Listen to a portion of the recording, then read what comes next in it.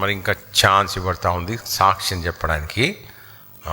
ఎవరన్నా సమయం తీసుకొని రావచ్చు. గత సంవత్సరంలో దేవుడు ఇచ్చిన వాగ్దానాలు ఎట్లా నెరవేర్చాడు అనేది ఒకటి, లేకుంటే దేవుడు ఏదైనా మీ జీవితాల్లో గత సంవత్సరంలో కార్యం చేశాడు అది ఒకసారి పంచుకోవచ్చు. దేవుని యొక్క మహిమ గురించి సాక్ష్యంగా అనేకులకు ఎంతో క్షేమం కలుగుటకు దయచేసి మీరు రావాలని కోరుకుంటున్నాం.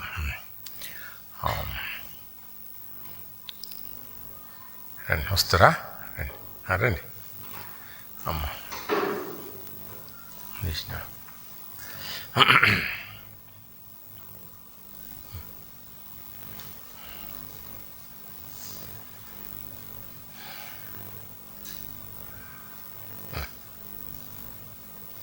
ముందటండి.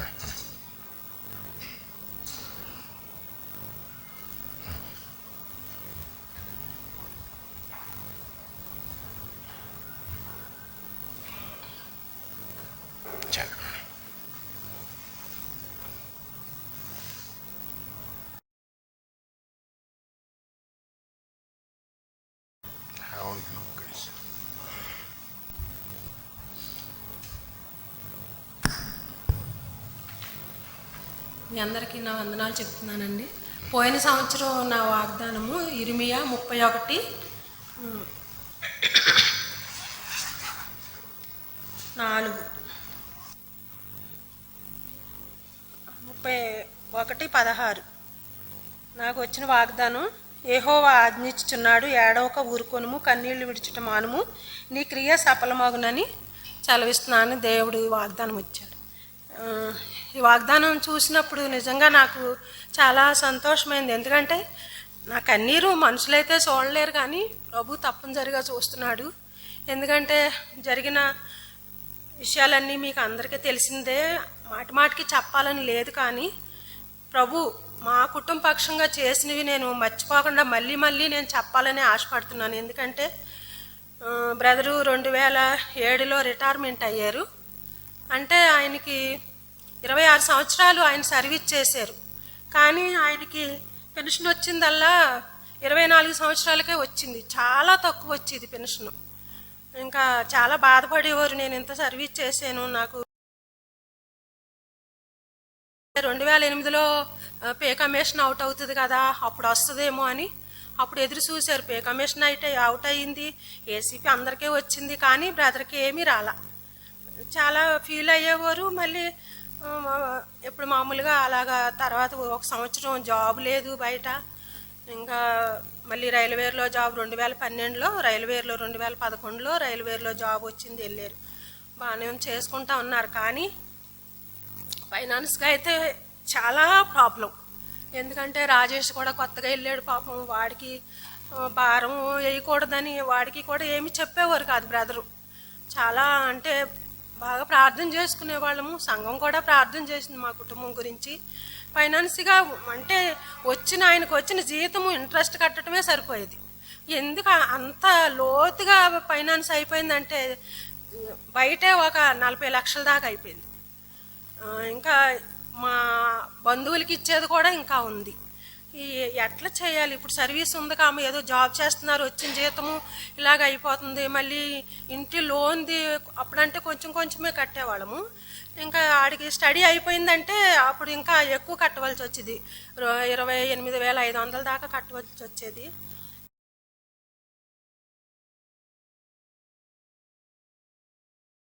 పెరిగిన 18,000 స్టార్టింగ్ వచ్చింది, తర్వాత 22,000. ఆయన చనిపోయేంత వరకు 22,000, ఒక్క పైసా కూడా పెరగలేదు. ఇంకా ఎవరు వెళ్ళినా రికార్డుకి, నాయుడు అన్న రిటైర్మెంట్కి వెళ్ళినప్పుడు మాది రికార్డు మాది 1 యూనిట్ ఏఎస్సి బటాలియను బెంగళూరు. వెళ్ళినప్పుడు అన్నీ రాసి ఆయనది సర్వీస్ నెంబరు పేరు అన్నీ రాసి ఇచ్చారు. వెళ్ళి కొంచెం చూడండి, నేను వెళ్తే నాకు 4-5 రోజులు పట్టేస్తుంది, జీతం తక్కువ పడుతుంది అని ఆయన అదొక ఫీలింగ్ అనమాట.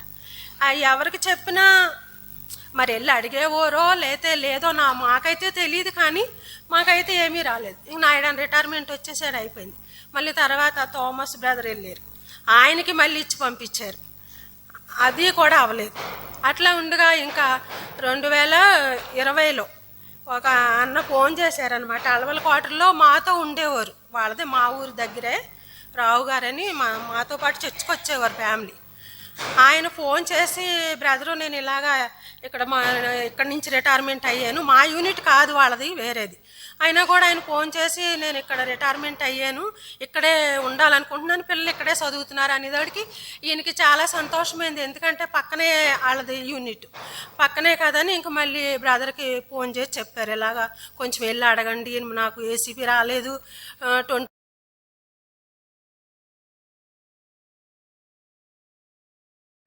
అట్లా చెప్పేటప్పటికి ఆ అన్న వెళ్ళి అప్లికేషన్లు కట్టా రాసి ఏదైతే చేయాలో అన్నీ చేసి వచ్చారు.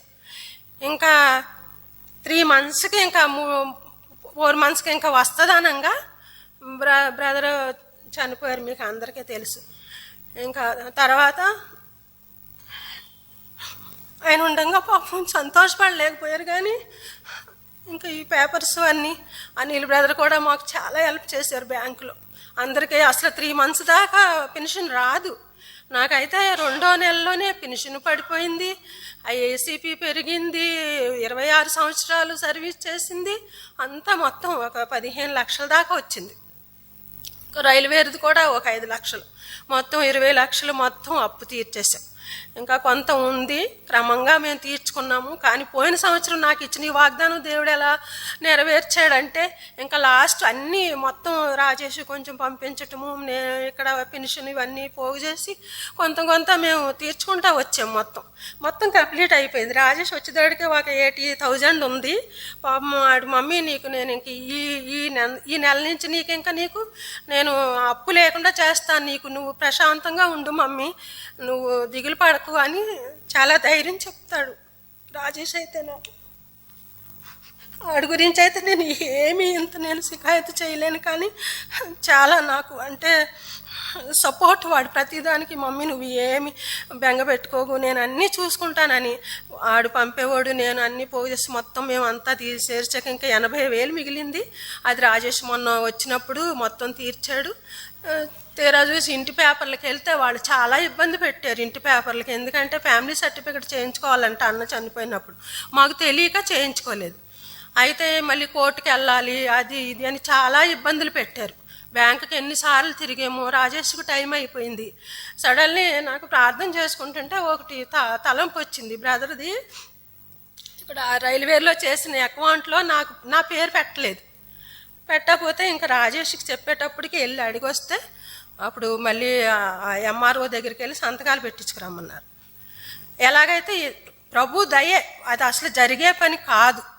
4 సంవత్సరాలు అయిపోయింది, మీకు పెన్షన్ వస్తుంది, మీ బాబుకు జాబ్ వచ్చింది, ఇంక ఇప్పుడు మీకు ఎందుకమ్మా ఫ్యామిలీ సర్టిఫికేట్, మీరు కావాలనుకుంటే కోర్టుకు వెళ్ళండి అంటే, కోర్టుకు వెళ్తే ఎలా లేదన్నా ఒక 20-30 వేలు ఖర్చే. మళ్ళీ తిరిగేది రాజేష్ వెళ్ళిపోతాడు. నన్ను ఎవరు తీసుకెళ్తారో నాకేమీ తెలియదు. ఎట్లా బ్రదర్ నన్ను చూసుకున్నారంటే అస్సలు ఇంకా నాకు బయటకు వెళ్ళేది లేదు, ఎక్కడికన్నా వెళ్ళాలన్నా కూడా పెట్టుకుని తీసుకెళ్ళాలి. నాకేమీ చెప్పట్లేదు, మీరు నాకు బండి కూడా నేర్పలేదు అని అంటే, నీకు ఎందుకే, నేను రిటైర్మెంట్ వస్తే నేను అన్నీ చేసి పెడతాను కదా, నీకు ఎందుకు అట్లా అని నాకు ఇంత కష్టం కలగకుండా ఆయన నన్ను చూసుకుంటూ వచ్చారు. కానీ చాలా కష్టం ఇప్పుడైతే నాకు, ఎందుకంటే ఎక్కడికి వెళ్ళాలన్నా ఎవరో ఒకళ్ళ మీద ఆధారపడాలి. అయినప్పటికీ దేవుడు నాకు చాలా సహాయం చేస్తూ ఉన్నాడు. ఇంకా అవన్నీ క్లియర్ అయిపోయినాయి. ప్రభు ఇచ్చిన వాగ్దానం మా ఇంటికి వెళ్ళిన అంటే జనవరి 1కే మార్నింగ్ అందరూ మా పిల్లలు పైకి వచ్చేస్తారు వాగ్దానం చూస్తానికి. వచ్చి అమ్మమ్మ ఏం వాగ్దానం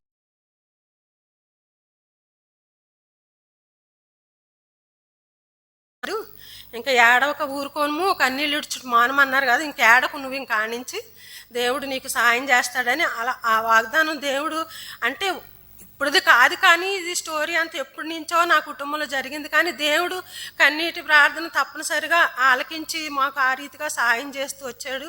ఎప్పుడో ఆగిపోయినవన్నీ రావటం ఏంటి, నేను ఆ ఫైనాన్షియలన్నీ తీర్చుకోవటము, ఇదంటే నా తెలివి నా జ్ఞానం కాదు, కానీ ఇది ప్రభు చేసిన సహాయము. అందరూ మా కుటుంబం, నా బంధువులకు కూడా నేను పంచుకోను, కానీ అంతగా నా కష్ట సుఖాలు నాకు సంఘంతో పంచుకుంటాను. నాకు ఎందుకంటే ఇంక నాకు ఇక్కడ ఎవరూ లేరు, నాకు సంఘం తప్ప, సంఘంలో ఉన్నవారు తప్ప నాకు ఇంకెవరు బంధువులు లేరు, నాకు ఎవరు లేరు. నా కుటుంబం గురించి ప్రార్థన చేస్తున్నాను. మీ అందరికీ కూడా నేను వందనాలు చెల్లిస్తున్నాను. ఇంకా మీరు అడుగుపెట్టు ప్రతి స్థలము నీ దగునని నాకు ఈ సంవత్సరము గీతోపదేశకాండం నుంచి దేవుడు నాకు వాగ్దానం ఇచ్చాడు. అది కూడా దేవుడు నెరవేరుస్తాడని నేను నమ్ముచున్నాను. ఎందుకంటే నా జీవితంలో ఎన్నో చేశాడు దేవుడు.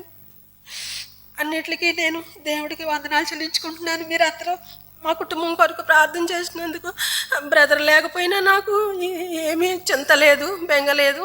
నడుస్తున్న అందరూ ఏమనుకుంటారంటే ఊర్లో మా అత్తోరు తరపోళ్ళు దానికి ఏం బెంగ లేదు, హాయిగా ఉంటుంది, పెన్షన్ వస్తుంది అని నన్ను పేర్లు పెడుతున్నారు.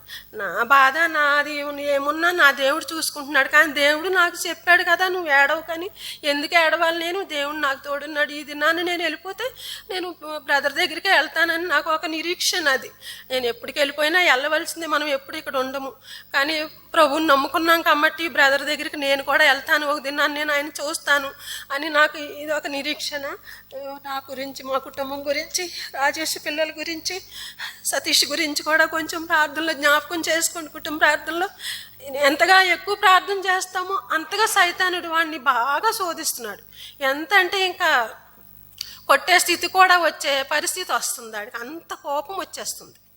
తెలీదు ఏమిటో, అది దేవుడికే తెలియాలి. ఆయనే మారుస్తాడు, నాకు నమ్మకం ఉంది. దేవుడు నమ్ముకున్న బిడ్డలు ఆయన విడిచిపెట్టడు. మీరందరూ ఆయన్ని కూడా జ్ఞాపకం చేసుకోండి ప్రార్థనలో. సమయం ఇచ్చినందుకు అన్న కూడా అందనా. పదే పదే జ్ఞాపకం చేయబడతా ఉంది. ఏంటంటే దేవుడు ఎంతైనా కానీ నమ్మదగినవాడు, వాగ్దానం ఇచ్చినవాడు. ప్రభు ఎంతో ఆయన కృపను బట్టి కుటుంబాన్ని కూడా ఆదుకొని గత సంవత్సరాలు ప్రభు సాయం చేసినట్టు చూస్తూ వచ్చారు. అమ్మ ఇంకెవరన్నా? Anyone else come Zona? Okay right. ఎవరు? ఎరికా? రైట్.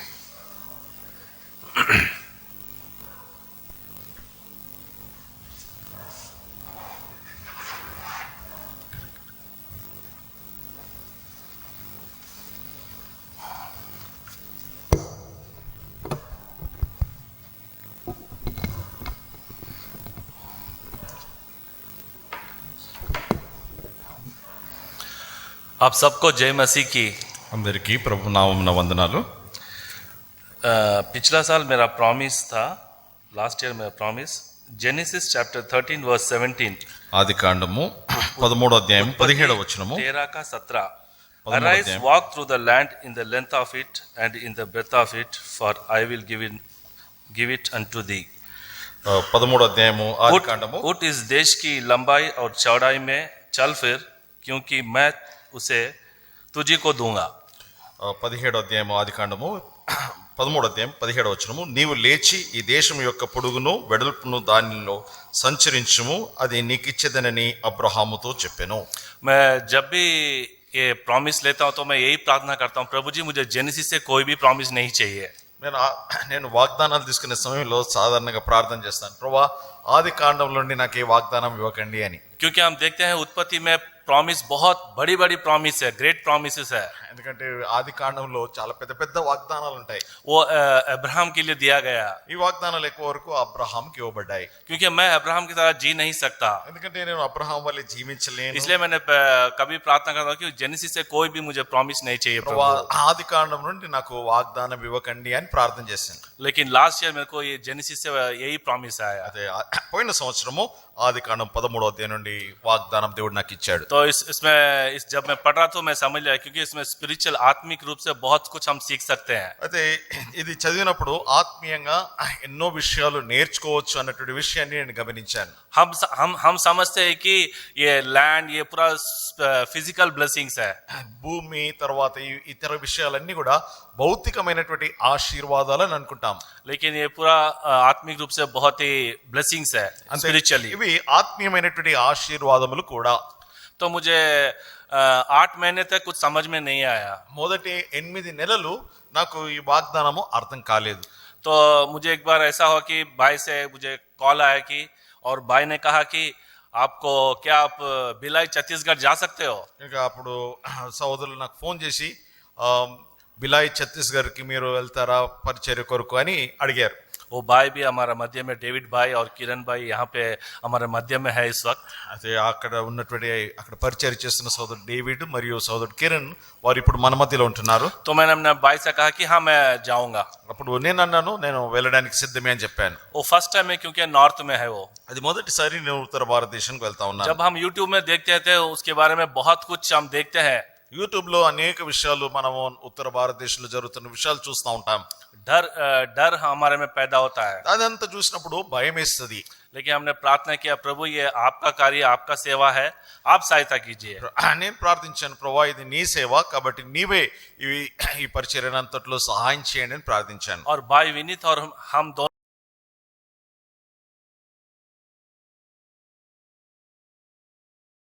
जब वहां पर गए तो हमने वहां का कलीसिया भी देखा है। అక్కడ వెళ్ళినప్పుడు అక్కడ ఉన్న సంఘాన్ని చూశాను. बहुत ही कठिनाई है उस स्थिति, वहां का जो स्थल है वो बहुत ही कठिनाई है। అక్కడ ఎంతో అది పరిచర్య అంతా కూడా ఆ స్థలం అంతా కూడా ఎంతో కఠినమైనటువంటి స్థలం అది. केवल प्रभु के अनुग्रह में भाई लोग हैं वहां पे सेवा कर रहे हैं। కేవలం దేవుని కనికరము కృపను బట్టే సహోదరులు అక్కడ సేవ చేయగలుగుతున్నారు. वहां पे 4 दिन का VBS था। అక్కడ 4 దినాల VBS పరిచర్య ఉండింది. प्रभु ने हमको इतना सहायता किया कि बहुत अच्छे रीति से वहां पे VBS हुआ। అయితే ప్రభు ఎంతో సహాయం చేశాడు. చక్కగా చిన్నపిల్లల పరిచర్య అక్కడ జరిగింది. और वहां के बच्चे लोग हमारे बच्चे जैसे नहीं है। అక్కడ ఉన్నటువంటి పిల్లలు మన దగ్గర ఉన్నటువంటి పిల్లలాగా లేరు. उनका बैकग्राउंड कुछ अलग है। వారి కుటుంబాలన్నీ కూడా భిన్నమైనటువంటి కుటుంబాలు. तो वैसे बच्चे भी वहां पर आए थे। అటువంటి కుటుంబాల నుండి కూడా పిల్లలు VBS కి వచ్చారు. वो लोग ने गाना गाया, वचन सुना, వారు చక్కగా పాటలు పాడారు, వాక్యాలు విన్నారు. और प्रभु की कृपा के वजह से कि वहां पे ओपन एयर भी हुआ। అయితే దేవుని కృపను బట్టి కూడా అక్కడ బహిరంగంగా సువార్త ప్రకటించాం. वो भी एक जो उनका जो एक स्थान है, एक जगह है, वहीं पर हुआ। उसके वहां से अगर यह 200-300 मीटर के दूर जाने से बहुत कुछ हो सकता है। అయితే ఎక్కడైతే వారు స్థలం ఇచ్చారో అక్కడే సువార్త జరిగింది. దాని మించి కొంచెం దూరం వెళ్ళినట్లయితే పరిస్థితులు పూర్తిగా మారిపోతాయి. हाँ, वैसे ऐसे कठिनाई में भाई लोग गुजर रहे हैं। वैसे स्थिति में वो लोग प्रभु की सेवा भरपूरी से कर रहे हैं। అయితే అటువంటి పరిస్థితుల్లో సహోదరులు సేవ చేస్తూ ఉంటున్నారు. అంతేకాకుండా చక్కగా అక్కడ సేవ జరుగుతా ఉంది. हम भी पहले बार वैसे स्थान पर गए। నేను కూడా మొదటిసారి అటువంటి స్థలానికి నేను వెళ్ళాను. वहां पे बहुत कुछ मुझे भी सीखना पड़ा। అక్కడ కూడా నేను ఎన్నో సంగతులు నేర్చుకున్నాను. उस दिन से मैं आज तक उनके लिए प्रार्थना करते आ रहा ఆ हूँ। దినం నుండి నేను వారి కొరకే ప్రార్థన చేయడం आप ఆరంభించాను. लोग भी प्रार्थना कीजिए। కనుక దయచేసి మీరు కూడా ప్రార్థించండి. बहुत ही कठिनाई है। అక్కడ ఎంతో కఠినమైనటువంటి స్థలం అది. उनके भवन से अगर एक आधा किलोमीटर आप दूर जाकर वहां पर कुछ भी प्रचार नहीं कर सकते। ఇంకా దేవుని మందిరం నుండి ఆ సగం కిలోమీటర్ దూరము వెళ్ళి అక్కడ ఏం కూడా మనము ప్రకటించలేము, సువార్త చెప్పలేము. प्रभु के दास लोग वहां पर सेवा करें, बहुत कठिनाई है। हम सबको उनको प्रार्थना करना है और सपोर्ट भी करना है। అయితే దేవుని సేవకులు అక్కడ పరిచర్య చేస్తూ ఉంటున్నారు. మనం వారి కొరకు ప్రార్థించి వారికి సహకారంగా మనం ఉండాలి. और दूसरी बार जो वॉच नेट सर्विस के लिए फिर एक बार भाई से कॉल आया। అయితే మరొకసారి వాచ్ నెట్ సర్వీస్ 31వ తారీఖు డిసెంబర్ 31 తారీఖు సందర్భంలో సహోదరుని నుండి నాకు మళ్ళీ ఫోన్ వచ్చింది. क्या आप रोहतक जाना चाहते हो? మీరు రోహ్తక్ హర్యానా రోహ్తక్ వెళ్తారా అని అడిగారు. मैं बोला हाँ भाई। నేను వెళ్ళడానికి సిద్ధమే అని అన్నాను. और उससे पहले हमने कुछ वीडियो देखा था वहां का। దానికి ముందు అక్కడ జరిగినటువంటి కొన్ని వీడియోలు చూసాం. लेकिन हमको उसमें डर नहीं था। అయితే అక్కడ భయం అనిపించలేదు. हमने सोचा प्रभु ये आपकी ओर से है, ప్రభువా ఇదంతా కూడా నీ నుండి వచ్చింది. मैं जाने के लिए सिद्ध हूँ, तैयार हूँ। నేను వెళ్ళడానికి సిద్ధంగా ఉంటున్నాను. आप हमारी सहायता करें। మీరే మాకు సహాయం చేయండి. वहां पे मुझे डर एक बात का था, जो कि वहां का ठंड। అక్కడ భయం వల్ల నాకు ఒకే విషయం గురించి ఉండింది. ఎందుకంటే అక్కడ ఉన్న భయంకరమైన చలిని బట్టి. हाँ, मुझे थोड़ा भी अगर कोल्ड हो जाता है तो वो जाने के लिए बहुत दिन होता है। నాకు ఒకవేళ సర్ది జలుబు వచ్చింది అంటే అది పోవడానికి చాలా కాలం పడుతుంది. और वहां पे 7 डिग्री 6 डिग्री है। అక్కడ 6 డిగ్రీలు 7 డిగ్రీల టెంపరేచర్ ఉంటది. हमको 1 महीना पहला ये न्यूज आया वहां जाने के लिए। ఒక నెల ముందే మీరు 31వ తారీఖు రోహ్తక్ వెళ్ళాలి అన్నటువంటి సమాచారం అందింది. दिन भर दिन हर रोज मैंने यही प्रार्थना किया, प्रभु जी ये आपकी सेवा करने जा रहा हूँ, किसी को कोई तकलीफ ना हो सके और मुझे ठंड से बचाइए। ప్రభువా నీ సేవ కొరకు నేను వెళ్తున్నాను, ఎవరికి ఎటువంటి ఇబ్బంది కలగకుండా మరి విశేషంగా నన్ను ఈ జలుబు నుండి తప్పించు, సర్ది నుండి తప్పించు అని నేను దేవుని ప్రార్థించాను. फिर भाई विनीत हम लोग यहाँ से ट्रेन में निकले सुबह 8 बजे। సోదరుడు వినీత్ మరియు నేను ఉదయం 8 గంటలకు ఉదయం 8 గంటలకు ట్రైన్ లో ప్రయాణం ఆరంభించాం. ट्यूसडे मॉर्निंग 8 o'clock का ट्रेन वेडनेसडे आफ्टरनून 1:30 को दिल्ली पहुंचा। అయితే మంగళవారము 8 గంటలకు ప్రయాణం ఆరంభిస్తే బుధవారము మధ్యాహ్నము ఢిల్లీ చేరాం। वहां का ट्रेन भी हम मिस हो गया, అక్కడ ఉన్న ట్రైన్ కూడా మాకు మిస్ అయిపోయింది। तो वहां से हमने फिर रोहतक पहुंचा 4 बजे। మళ్ళీ అక్కడ నుండి రోహ్తక్కి 4 గంటలకు చేరుకున్నాం। तो पूरा 34 hours जर्नी हुआ हमारा, దాదాపు 34 గంటలు ప్రయాణం అయింది। और उसी दिन वॉच नाइट सर्विस है। అదే రోజు రాత్రి వాచ్ నైట్ సర్వీస్। वहां पे कुछ रेस्ट नहीं लिया, అక్కడ విశ్రాంతి లేదు। फ्रेश अप हुए, हम लोग प्रार्थना करने लगे। ఇంకా స్నానాలు చేసుకొని ఇంకా ప్రార్థన చేయడం ఆరంభించాం। 9 बजे को वहां का सिस्टर बोला कि भाई 9:30 को स्टार्ट करना है आप लोगों అక్కడ को। సహోదరి అన్నది 9:30కి ఇక్కడ మనము కూడికను ఆరంభించుకుంటామండి तो అన్న। 9 बजे हम चले गए मंदिर में। 9 గంటలకు మందిరంలోకి వెళ్ళాము। वहां देखे तो बहुत लोग सिस्टर्स, छोटे बच्चे लोग, बड़े लोग वहां पे बैठे हैं, और सब लोग ब्लैंकेट ओढ़े हुए हैं। అయితే అక్కడ మేము వెళ్ళేసరికి చాలా మంది సహోదరులు, తర్వాత సహోదరులు, మరి చాలా మంది చిన్నపిల్లలు కూడా ఉన్నారు। వాళ్ళందరూ కూడా బ్లాంకెట్లు కప్పుకొని వారు కూర్చున్నారు। मैं सोच रहा था भाई ये लोग अभी ब्लैंकेट ओढ़ लिए तो ये लोग सो जाएंगे, तो हम किसको हम वचन देना है। నేను అనుకున్నాను వీళ్ళంతా దుప్పట్లు బ్లాంకెట్లు కప్పుకొని ఉంటే ఇక రాత్రి అయిపోతే వీళ్ళందరూ పడుకుంటే మేము ఎవరికి వాక్యం చెప్పాలి అని నేను అనుకున్నాను। हमने जैकेट पहन लिया, वो कैप पहन लिया, हैंड ग्लोव, सब सॉक्स सब पहने हुए भी ठंड ऐसा आता है कि जैसे कि हमारे पाँव फ्रिज के अंदर है। అయితే మేమైతే జాకెట్ వేసుకున్నాము, మఫ్లర్ వేసుకున్నాము, సాక్స్, గ్లౌస్ అన్ని వేసుకున్నా చలి ఎట్లున్నది అంటే ఏదో ఫ్రిడ్జ్ లో కూర్చున్నట్టే। सब लोग बैठे हैं, అందరు కూర్చున్నారు। गाना आरंभ हुआ, పాటలు పాడిన ఆరంభించారు। वहाँ का खास बात, विशेष बात यह है कि संडे स्कूल बच्चे भी सॉन्ग्स ऑफ जायन हम जो गीत गाते हैं वो गीत गा रहे हो। అక్కడున్న ప్రత్యేకత ఏంటంటే సండే స్కూల్ పిల్లలు కూడా పెద్ద సియోన్ గీతాల్లో ఉన్నటువంటి పాటలు పాడతారు। 4 क्लास से लेके 10 क्लास तक बच्चे लोग रात में आए। 4వ తరగతి చదివే పిల్లల నుండి 10వ తరగతి చదివేంత వరకు పిల్లలందరూ అక్కడ ఉన్నారు। किसी ने भी रात में नहीं सोया। ఎవరు కూడా రాత్రంతా ఎవరు పడుకోలేదు। 9 बजे से लेके सुबह 4 बजे तक, రాత్రి 9 గంటల నుండి పగలు ఉదయం 4 గంటల వరకు కూడిక। वो लोग जागते रहे అందరూ మేల్కొని ఉన్నారు। और बड़े आनंद से गीत गाते रहे। ఎంతో ఆనందంతో పాటలు పాడారు। मुझे देखकर इतना खुशी हुआ कि मैं कभी ऐसा बच्चों को नहीं देखा है। నేను చూసినప్పుడు నాకు చాలా ఆనందం అనిపించింది, ఎందుకంటే ఈ చిన్న పిల్లలు అలా ఉండడము నేను ఎప్పుడు చూడలేదు। और ये बच्चे 3 क्लास से लेके 10वीं क्लास तक पढ़ रहे हैं। 3వ తరగతి నుండి 10వ తరగతి వరకు చదివే పిల్లలు और ఉన్నారు। हम जानते हैं हमारे सियोन के गीत में 5 से लेके 7-8 स्टैंजास है। మనందరికి తెలుసు సియోన్ గీతాల్లో పాటల్లో 5 చరణాలు, 6 చరణాలు, 7 చరణాలు కూడా ఉంటాయి। संडे स्कूल बच्चे पूरे स्टैंजा गा रहे हैं। సండే స్కూల్ పిల్లలందరూ ఈ పాటలన్నీ 6-7 చరణాలు ఉన్నటువంటి పాటలు పాడుతా ఉన్నారు।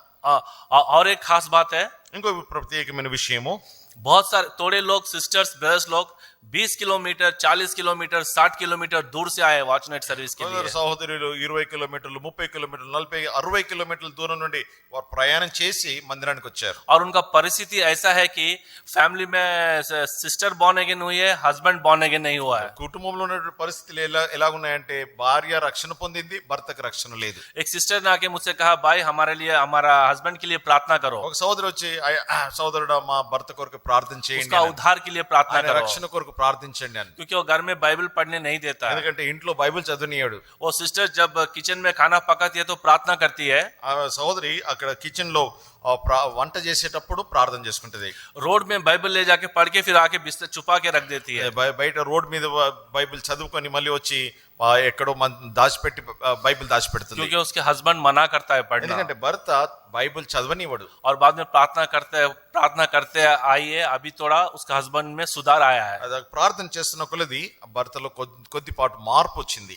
और एक है कि वहां पे जब भी हम कहीं नॉर्थ में जाते हैं, देखते हैं, सुनते हैं तो 60 to 70% नॉन लोकल्स रहते हैं और ये 10 to 20% लोकल्स रहते हैं। మనము సాధారణంగా ఉత్తర భారతదేశంలో మనం చూసినట్లయితే పరిచర్య చాలా వరకు సంఘాల్లో 60% వరకు అక్కడ ఉన్నటువంటి వాళ్ళు తెలుగు వాళ్ళు, లేకపోతే దక్షిణ భారతదేశానికి చెందిన వాళ్ళు ఉంటారు। కొద్ది మంది మాత్రమే అక్కడ ఉన్నటువంటి స్థానికులు ఉంటారు.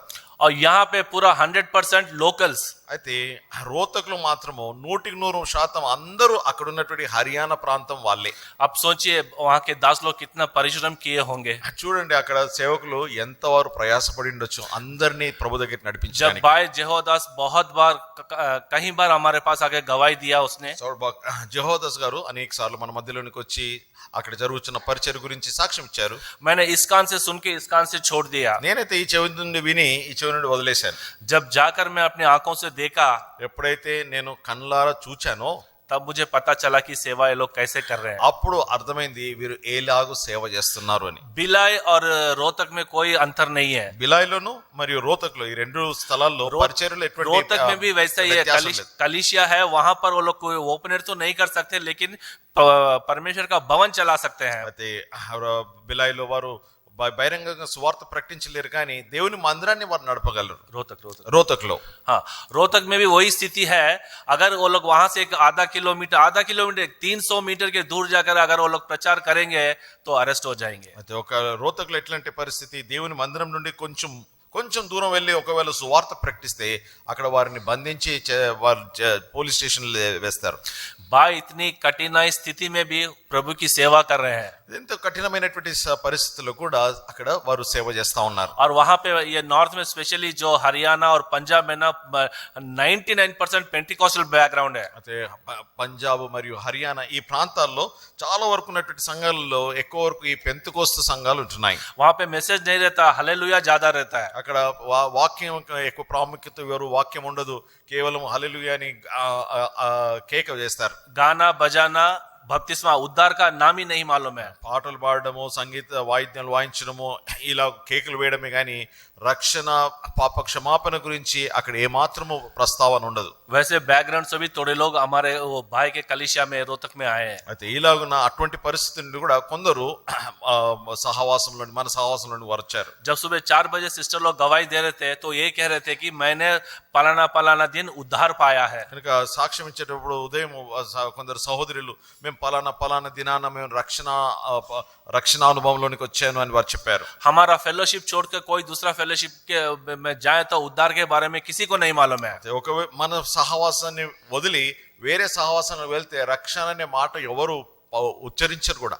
तो उनके लिए हम प्रार्थना करना है. వారి కొరకే మనం ప్రార్థించాలి. और एक लेडी है जो वेरी ओल्ड लेडी है, उसका उम्र मेरे क्या वो 90+ बोल रहे हैं उसको. అయితే అక్కడ ఒక చాలా వృద్ధురాలైన స్త్రీ ఉంది. ఆమె వయసు దాదాపు 90 సంవత్సరాల కంటే ఎక్కువ ఉంటుంది. वो हर संडे प्रभु के भवन में आती है. ప్రతి ఆదివారం దేవుని మందిరానికి వస్తుంది ఆమె. उसका पति मर गया, ఆ భర్త చనిపోయాడు, उसका बेटे मर गए, ఆమెకున్నటువంటి కుమారులు చనిపోయారు. उसके जो पोते हैं उनका शादी हो गया, वो लोग देखते नहीं इसको. అయితే మన్మరాలు ఉన్నారు, వాళ్ళు పెళ్లిళ్ళు అయ్యాయి, వారు ఈ అమ్మాయి ఈ వృద్ధురాలను పట్టించుకోరు. कारण यह है कि ये यीशु मसीह को ग्रहण किया, ఎందుకంటే ఈమె యేసు ప్రభువును రక్షకుని అంగీకరించింది కాబట్టి. तो भी वो किसी का परवाह नहीं करती है, विधवा है, लेकिन संडे का दिन किसी भी हालत में वो रेगुलर आती है वहां पर. ఆమె ఎవరిని పట్టించుకోకుండా ఆదివారం ఎట్టి పరిస్థితుల్లో కూడా దేవుని మందిరానికి హాజరవుతుంది. ऐसा प्रभु ने ऐसे बहुत सारे हैं, अगर मैं बोलते जाऊं तो समय बहुत हो जाएगा. तो मेरी विनती है कि हम ऐसे कलीसिया लोगों के लिए, भाई लोगों के लिए, सेवक लोगों के लिए प्रार्थना करना और सपोर्ट करना है. ఇలాగ మనం చెప్పుకుంటూ పోతే ఎన్నో విషయాలు ఉంటున్నాయి. అయితే మనము అక్కడ జరుగుతున్నటువంటి సేవ కొరకై, సేవకుల కొరకై, పరిశుద్ధుల కొరకై, సంఘముల కొరకై మనము భారంతో ప్రార్థన చేయాలి. और आप लोग ने जो हम भाई विनीत के लिए मेरे जो प्रार्थना किया है, उस प्रार्थना के द्वारा हम लोग ने इतना दूर जाकर वापस आया. हमें प्रभु ने इतना अच्छा स्वास्थ्य दिया कि किसी चीज का कोई प्रॉब्लम नहीं हुआ. మీరు సోదరుడు వినీత్ కి కొరకు నా కొరకు చేసినటువంటి ప్రార్థనలన్నిటికి జవాబుగా ప్రభు మంచి ఆరోగ్యం ఇచ్చాడు. ఎటువంటి అనానుకూలత లేకుండా ఎంతో క్షేమముగా ప్రభువు సంరక్షించాడు. जैसे हम यहाँ से रोहतक गए वैसे ही वापस हैदराबाद को सुरक्षित प्रभु ने हमें लेके आया. ఎలాగైతే ఇక్కడ నుండి రోహతక్ వెళ్ళామో అక్కడ నుండి రోహతక్ నుండి ఇక్కడికి ప్రభు క్షేమంగా సురక్షితంగా తీసుకొచ్చాడు. उन सब के लिए प्रार्थना कीजिए. जय मसीह. దయచేసి ఈ విషయాలన్నిటి కొరకు ప్రార్థించండి. ప్రభు దేవుని నామముకు మహిమ కలుగును గాక.